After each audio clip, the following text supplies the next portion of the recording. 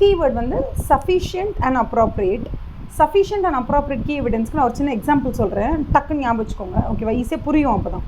இப்போ ஆக்சுவலி என்னென்னா, ஒரு ஆடிட்டர் போகிறாங்க, ஆடிட் பண்ணுறாங்க, இன்வென்ட்ரி ஆடிட் பண்ணுறாங்க. இன்வென்ட்ரினா ஸ்டாக் ஆடிட் பண்ணுறாங்க. ஆடிட் பண்ணும்போது இவங்களுக்கு என்ன தோணுது அப்படின்னா, ஆடிட் வந்து லைக் இந்த இன்வென்ட்ரியில் வந்து என்ன சொல்லியிருக்காங்கன்னா, ஸ்டாக் வந்து மொத்தம் 50,000 ரூபாய்க்கு இருக்குதுன்னு சொல்லியிருக்காங்க. மொத்தம் 50 மூட்டை இருக்குது, ஒரு மூட்டை 1000 ரூபாய், 50,000 ரூபாய் மதிப்புள்ள ஸ்டாக் வந்து குடவுனில் இருக்குது அப்படின்னு சொல்லியிருக்காங்க. ஆடிட்டருக்கு என்ன டவுட் வருதுன்னா, அவங்க சொல்கிற 50 மூட்டை கணக்கு கரெக்டு, ஓகேவா, கணக்கு கரெக்டாக தான் இருக்குது, குடவுனில் பார்த்தாலும் 50 மூட்டை இருக்குது. ஆனால் ஆடிட்டருக்கு என்ன டவுட்டுனா, இந்த 50 மூட்டை குடவுனில் இருக்கிற 50 மூட்டை இந்த கம்பெனியோட இந்த ஓனருக்கு சொந்தமானது தானா, இல்லை நம்ம ஆடிட் வந்திருக்கோன்றதுக்காக இங்கே இருந்தால் கடன் வாங்கிட்டு வந்து இந்த 50 மூட்டை இங்கே வச்சுருக்கானான்றது உங்களுக்கு டவுட்டு. இப்போ இதை தெளிவுபடுத்தணும்னா எந்த மாதிரி ஆடிட் எவிடன்ஸ் உங்களுக்கு வேணும்? நீங்கள் நேராக குடவுனில் போய் பார்க்கணும். சரி, நேராக குடவுனில் போய் நீங்கள் பார்க்குறீங்க, அங்கே 50 மூட்டை இருக்குது. அந்த 50 மூட்டையை பார்த்தா உங்களுக்கு வந்து உங்களோட டவுட்டு கிளாரிஃபை ஆகிடுமா? அந்த 50 மூட்டை யாருடையதுன்றதான் உங்களுக்கு டவுட்டு.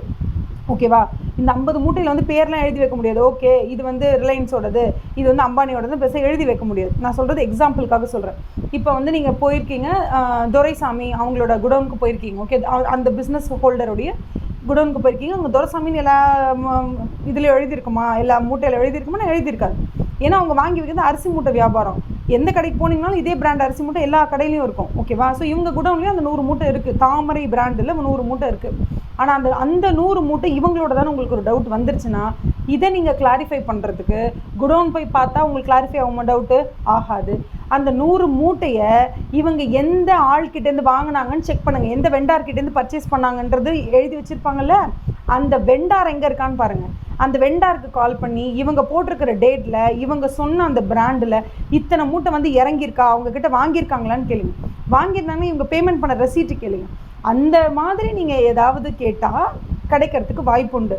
அப்படி இல்லையா, உங்களோட டவுட்டு கிளாரிஃபை ஆகிறதுக்கு நீங்கள் என்ன பண்ணணும்னா, இப்போதைக்கு நீங்கள் செக் பண்ணிட்டீங்களா, செக் பண்ணதுக்கப்புறமா நீங்கள் என்ன பண்ணுங்கள், சர்ப்ரைஸ் ஆடிட் வேணால் பண்ணலாம். ஃபார் எக்ஸாம்பிள், நீங்கள் ஸ்டாக்கெல்லாம் கரெக்டாக இருக்குது, எல்லாம் ஓகே, பக்கா ஃபைன் அண்ட் சைனை போயிட்டு ஒரு 1.5 நாள் கழித்து திருப்பி வந்து பாருங்கள், அந்த மூட்டையெல்லாம் அங்கே இருக்கா இல்லையா, இன்பிட்வீனில் நீங்கள் வேறு ஏதாவது பார்ட்டிக்கு மாற்றி விட்டாங்களா மொத்தமாக, என்ன ஏதுன்னு அந்த மாதிரி ஆங்கிளில் நீங்கள் செக் பண்ணால் தான் உங்கள் டவுட்டு கிளாரிஃபை ஆகும். கரெக்டாக?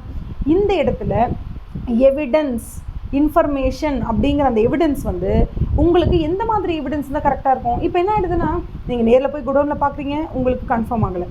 அந்த இடத்துல ஒவ்வொரு அரிசி மூட்டையோட விலை 1000 ரூபாய் தான் அப்படின்னு உங்ககிட்ட பில் இருக்குது. அந்த பில்லை பார்த்தா உங்களுக்கு தெளிவு வருதா? வரல.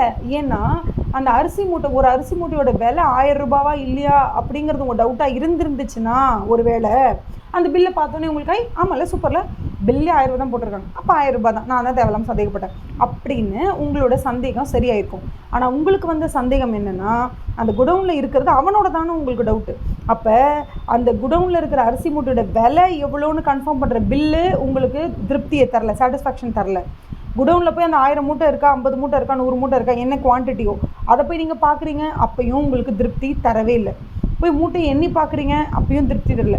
மூட்டைக்குள்ளே இருக்கிற அரிசி எடுத்து செக் பண்ணி பார்க்குறீங்க, அப்பயும் திருப்தி தரல. பிகாஸ் இந்த தடவை உங்களுக்கு இன்வென்ட்ரியில் வந்திருக்க டவுட்டு குவாலிட்டி ஆஃப் த ஸ்டாக்கோ, குவான்டிட்டி ஆஃப் த ஸ்டாக்கோ, ப்ரைஸ் ஆஃப் த ஸ்டாக்கோ, குடவுனில் இருக்கா இல்லையாங்கிற டவுட்டோ வரல. உங்களுக்கு வந்திருக்கிற டவுட்டு நிஜமாகவே இது இவனோடது தானா அப்படிங்கிற டவுட் வந்திருக்கிறதுனால அந்த டவுட்டை கிளாரிஃபை பண்ணுற மாதிரியான ஒரு எவிடன்ஸ் தான் அந்த இடத்துல அப்ராப்ரியேட் எவிடன்ஸ்ன்னு சொல்லப்படுறது. அப்போ அப்ராப்ரியேட் எவிடன்ஸ்னால் என்னென்னா, என்னுடைய சந்தேகம் என்னவோ அந்த சந்தேகத்தை தீர்க்கிற மாதிரியான எவிடன்ஸுக்கு பேர் அப்ராப்ரியேட் எவிடன்ஸ். இதுவே சஃபிஷியன்ட் எவிடன்ஸ்னால் என்ன? சஃபிஷியன்ட் எவிடன்ஸ்னால் என்னுடைய டவுட்டு தீர்ற வரைக்கும் ஓகேவா, எனக்கு நிறைய எவிடன்ஸ் கலெக்ட் ஆகணும். போதுமான அளவுக்கு அடிக்குவேட் நம்பர் ஆஃப் எவிடன்சஸ் என் கைக்கு வந்தால் தான் அதுக்கு பேர் சஃபிஷியன்ட் எவிடன்ஸ்னு நம்ம சொல்லுவோம். ஸோ இந்த சஃபிஷியன்ட் அண்ட் அப்ராப்ரியேட் ஆடிட் எவிடன்ஸ்க்கு இதுதான் meaning. Sufficiency refers to quantity of evidence, number of evidences that you receive or get.